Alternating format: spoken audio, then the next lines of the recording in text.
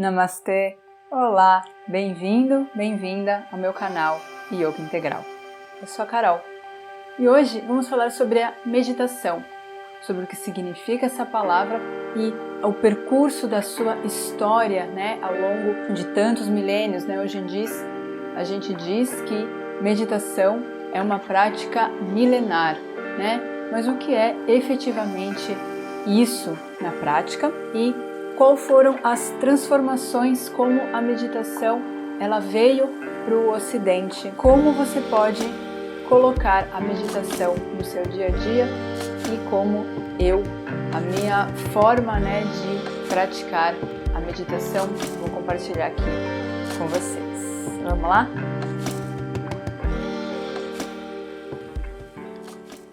A palavra meditação tem origem no latim. A palavra meditação significa voltar-se para dentro. De fato, a meditação é um voltar-se para dentro porque é uma prática onde você usa como objeto de meditação esse olhar interno. Mas essa é uma definição mais moderna. A prática da meditação já é conhecida há milhares de anos, muito antes da escrita. O mestre literário indiano Vyasadeva escreveu há 5.000 anos atrás textos como os Vedas, que são 4 Vedas, as Upanishads, os Sutras e o Mahabharata, onde está o Bhagavad Gita. Dentro desses textos estavam descritos as práticas de meditação.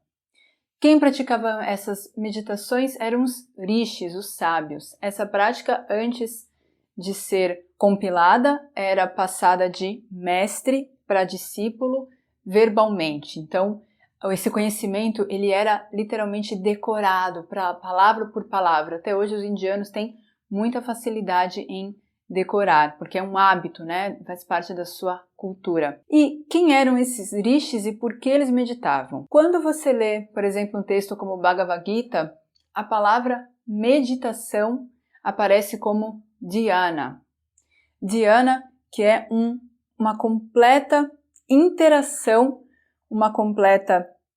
um foco completo, uma integração entre o objeto de meditação e quem medita, Então, eu meditador e o objeto de meditação. Então, eu vou ler aqui a passagem, o capítulo que fala só sobre Dhyana Yoga, essa prática.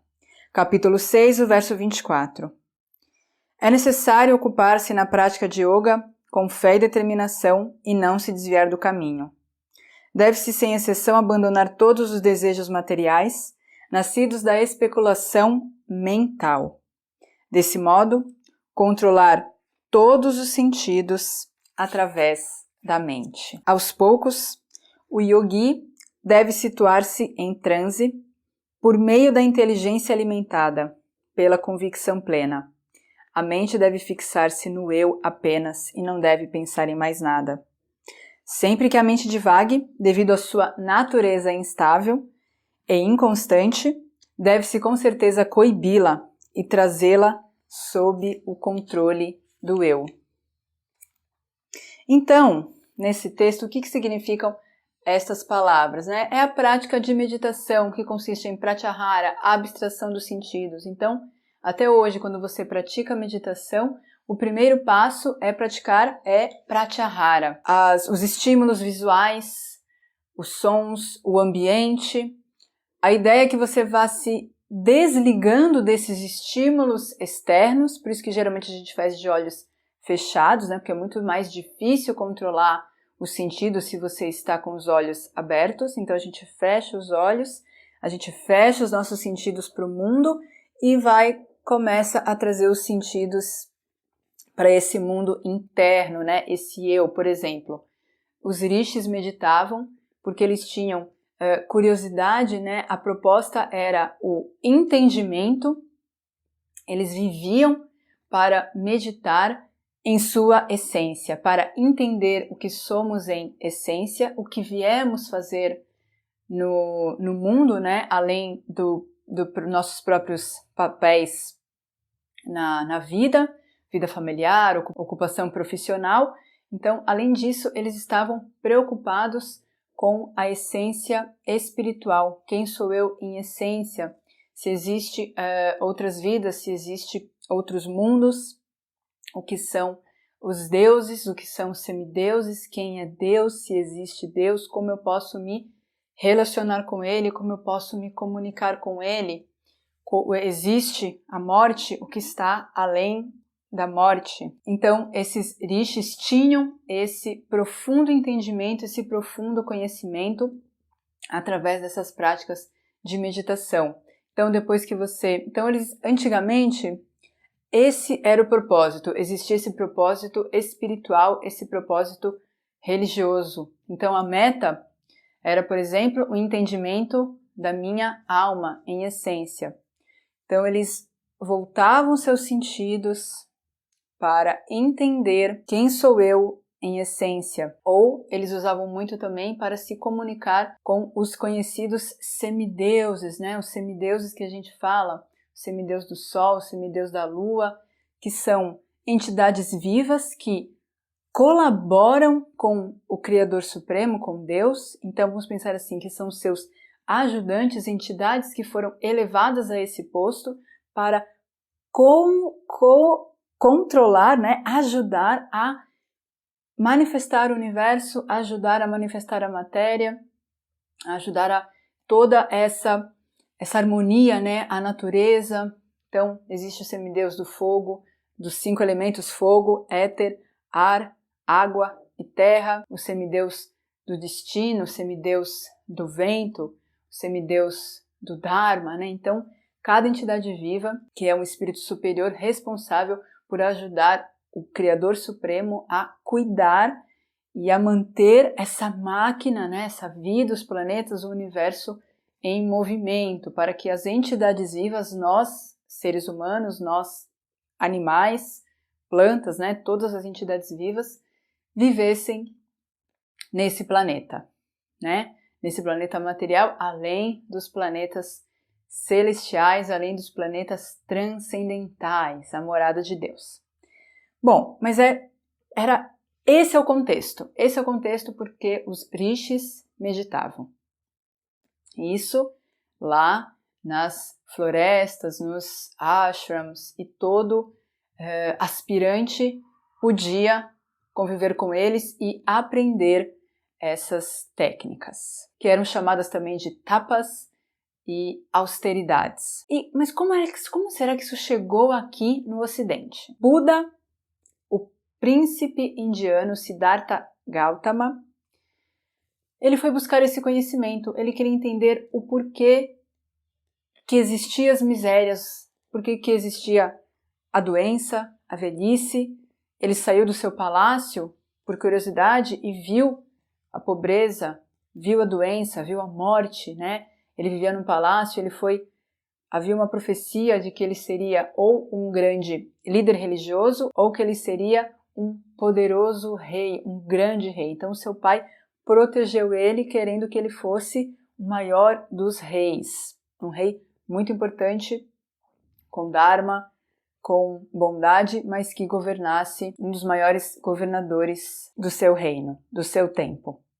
Mas ele foi atrás, ele saiu do palácio e foi atrás da vida, né? Ele queria sair daquele mundo e ele conheceu coisas que ele nunca tinha visto. Fome, doença, morte, pobreza, e ele ficou espantado com aquilo. E aí ele foi atrás desse conhecimento com os rishis nas florestas na Índia. E ele fez muito tapas, muita austeridade. E o conhecimento que os rishis passavam, ele não conseguiu conceber com a sua mente. Ele começou até a sofrer muito com isso. Ele decidiu por conta própria, sozinho, buscar esse conhecimento dentro de si, através da sua mente, através da sua especulação mental. O que a gente já viu que é diferente do que está descrito no Bhagavad Gita, onde não há essa especulação mental. Mas tudo bem. Buda, então, o príncipe Siddhartha, foi e praticou essa meditação. E aí, o objeto de meditação dele não foi os deuses, os semideuses que os rishis falavam. O objeto de meditação dele foi a sua própria mente. Então, ele buscou entender o que é a mente, o que é a consciência, quais são as causas do sofrimento, será que as causas do sofrimento estão na minha mente? O que são todos esses pensamentos, todas essas emoções, esses pensamentos que nos fazem sofrer, pensamentos de alegria e essa alegria passageira que vai embora, né? Então, através dessa meditação, ele teve essa realização, teve esse conhecimento. Ainda assim, no campo mental. Então, o foco dele foi esse. O eu, minha mente. Então, e ele chegou, uma das suas conclusões é que existem as dualidades, então vivemos um estado de situações que nos trazem alegria e ficamos alegres, mas isso acaba. E essa felicidade cessa, porque algo de ruim acaba acontecendo e ela rouba, rapta esse estado de felicidade. E também essa mesma dor, esse mesmo sofrimento também acaba e é substituído por momentos de prazer, de felicidade. Então a gente fica nessa, como se estivesse num barco sem rumo. Sou feliz porque algo acontece, aí depois eu sou triste porque algo acontece. Será que eu não consigo controlar isso? Será que eu vou viver para sempre como uma marionete nesse duelo? Então ele entendeu, ele teve a clareza, a compreensão de que existe um estado de felicidade que está além desses dois estados, uma felicidade mais eterna. E assim ele se realizou em espírito, mas já não tinha mais essa ligação com as divindades, não tinha essa ligação com Deus. As práticas dos rishis, essas comunicações que eles buscavam com os semideuses, também eram feitos através de mantras. Mantras era a coisa mais comum que existia, né?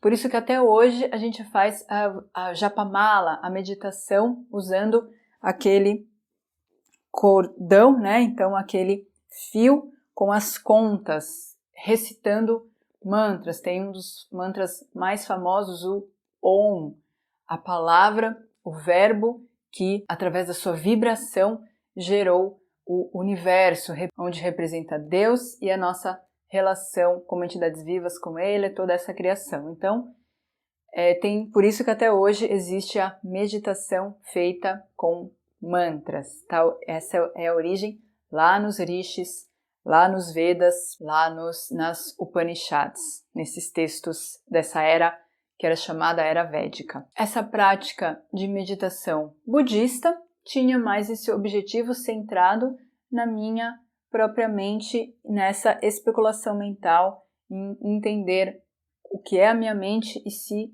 eu posso transcender e se eu posso viver e alcançar um estado de plena felicidade, onde não há envolvimento com as coisas boas que me acontecem, nem com as coisas ruins que me acontecem. E nessa meditação que a gente busca se perceber, a gente também está buscando perceber os nossos sentimentos, as nossas emoções e acalmá-los. E buscar fazer com que os sentimentos, as emoções não tomem conta, não se tornem gestos, que não se tornem ações, né? Então, veio o sentimento que gerou um pensamento, que geralmente gera uma ação. Então, geralmente a gente tem ações de acordo com a forma que a gente pensa, o jeito que a gente pensa. E a ideia é perceber que muitas vezes a gente toma essas atitudes e se arrepende porque a gente apenas foi uma marionete, a gente apenas foi levado pelas nossas emoções. Então a ideia é tomar atitudes com a sua mente não envolvida na emoção. Então é por isso que a gente faz essa prática budista de meditação. A gente se observa e observa que as emoções, os sentimentos acontecem e eles vão embora. A questão é a gente fazer isso na hora que a emoção, que a raiva toma conta. Então, a raiva é o sentimento mais difícil de ser controlado. Uma das principais emoções e a emoção mais difícil de controlar, né? A raiva geralmente faz a gente agir, só que o problema é que muitas vezes a gente age de imediato e a gente não dá o tempo para refriar um pouco essa emoção, esfriar um pouco esse calor e a gente acaba falando mais do que devia, a gente acaba tendo atitudes que com certeza vão nos trazer arrependimento. E quando a gente faz, e se você faz a meditação, uma meditação religiosa, quando você reza, né, a meditação também é uma forma de rezar, quando você canta um mantra, quando você canta o seu Pai Nosso, quando você busca se comunicar, se relacionar, quando você se dirige ao que você acredita, a sua fé, a Deus. Então, a gente primeiro tem que controlar as nossas emoções. Então, você já experimentou fechar os olhos e focar a sua mente num único ponto? Se você não tiver controlado já, se você não tiver esse treino de controlar as suas emoções, de aprender a deixar o pensamento vir e deixar ele ir embora, se você aprender a se afastar dos pensamentos, das emoções e manter a sua mente focada no objeto de meditação. Então, esse treino vai ajudar muito nesse tipo de meditação também. Manter a sua mente focada num objeto, num único ponto, num único objeto. Até que você se torna blindado, né? Nenhum pensamento, nenhuma emoção é capaz de tirar a sua concentração. Nenhuma especulação mental tira a sua mente do foco que você colocou como objeto de meditação.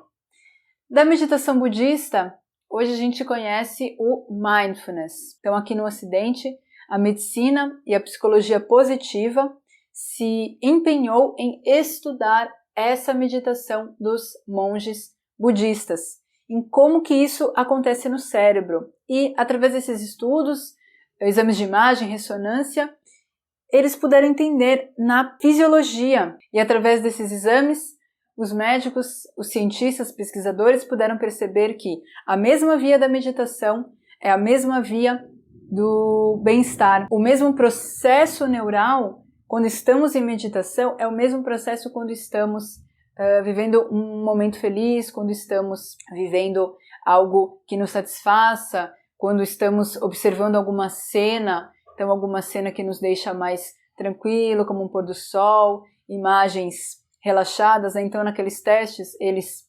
comparavam a mente de um meditador, né, quais áreas do cérebro eram acionadas quando o meditador estava em transe profundo, e a mente de alguém que está observando um pôr do sol, um bebê sorrindo, um filhotinho de cachorrinho brincando, quando alguém sorri para você. Quando a gente medita, a gente está ativando essa cadeia hormonal desses hormônios, da serotonina, por exemplo, que nos trazem relaxamento, bem-estar, sensação de felicidade, sensação de plenitude, sensação de pertencimento, né? Uma sensação que eu faço parte também do universo. E os pesquisadores chegaram à conclusão que levaram a teoria, né, do mindfulness, né, o embasamento do mindfulness é que quando a gente está com a nossa mente fora do momento presente, nossa mente fica nesse modo de stand-by, um modo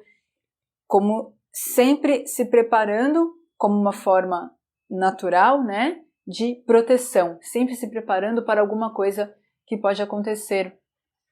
E a nossa mente acaba virando uma fábrica de pensamentos no passado, no presente, no futuro. Então, sempre no estado preparado para tomar alguma atitude, para reagir a alguma coisa. Esse é o modo onde você não está relaxado, tranquilo, onde você não está concentrado na atividade que você está fazendo. E a ideia dos exercícios do mindfulness é nos ajudar a treinar, a nos mantermos como é ficar nesse momento presente. Então, porque, relembrando, Só enfatizando, é natural a sua mente estar no modo stand-by, em alerta, preparada para qualquer perigo. Por isso que a gente fica pensando tanto no passado e no futuro. Então, esse modo de preservação natural da nossa mente está no futuro, se preparando para algum perigo que pode acontecer, ou fica trazendo memórias do passado só para ficar reafirmando,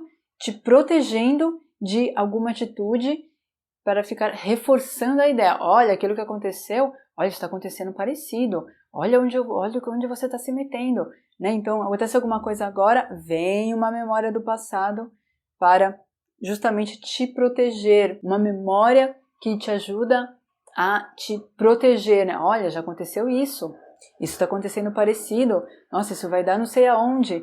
Mas, na verdade, nada está acontecendo.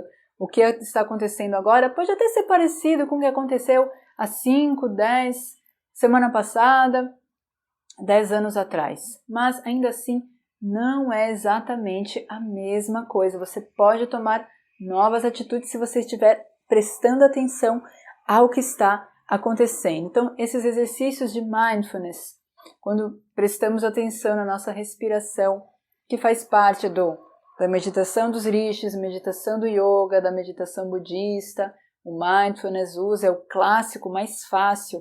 Quando você presta atenção na sua respiração, o ato de você prestar atenção quando você está tomando banho, sentir, isso tudo é treino, gente, não é natural a nossa mente fazer isso, a gente tem que treinar. Tá tomando banho? Se conecta com a água, sente a água escorrendo pelo seu corpo, não fica tomando banho e pensando o tempo todo no dia a dia, né? Vai tomar banho e já começa a pensar, o que eu preciso fazer às 5 da tarde, às 6 da tarde. Você vai fazer aquilo, você não precisa se colocar o tempo todo à frente do seu tempo, né? Porque o problema é perder esse controle. Lembrar as coisas, ter um planejamento é ótimo. O problema é você ficar o tempo todo lá na frente, lá no futuro ou lá no passado. Porque a gente sabe muito bem o que acontece. A gente começa a espirrar, pronto. Já vem aquele alerta. Nossa, será que isso é Covid? Nossa, será que isso é uma gripe? Será que isso é... Não quer dizer que seja. Você só está espirrando. E aí você vai, tá bom, se o quadro piorou, vou tomar alguma atitude, se for preciso, eu vou no hospital. Mas por enquanto nada está acontecendo. Tem gente que dá um espirro e já acha que tá com a pior doença mortal que existe. Não é assim, tá? Esse é o treino da meditação, trazer a nossa mente para o momento presente. E para finalizar, eu queria trazer, né, a minha experiência, onde eu comecei a praticar o mindfulness, que tem essa raiz da meditação budista, até que eu consegui entender que a meditação tem esse fundo religioso também. E através da meditação hoje eu consigo me comunicar com Deus através do mantra Hare Krishna. Nesse mantra você canta em sânscrito os santos nomes do Senhor. Hare Krishna, Krishna Krishna, Hare Hare, Hare Rama, Rama Rama, Hare Hare. Ou você pode rezar um Pai Nosso. A gente perdeu esse hábito, né, de rezar, mas esse mantra que era cantado há milênios de anos, hoje pode ser o Pai Nosso, uma Ave Maria, né? O famoso rosário. Os nossos avós têm esse hábito, mas nossa geração não tem mais isso. Mas há tanto poder nesse tipo de meditação, nesse tipo de prática, porque é um tipo de meditação. Pega lá o terço e tenta rezar todas as contas, né? Com concentração na palavra que você está lendo, na palavra que você está cantando, na conexão com o divino, com Deus, com Jesus Cristo. Isso vai abrir, né, esse canal com a espiritualidade, vai trazer tanta paz para o seu coração, aumentar a sua fé, tanta paz para a sua mente. E assim eu encerro esse vídeo. Deixe a sua experiência, seu comentário, se você ficou com alguma dúvida. Muito obrigada! Namastê.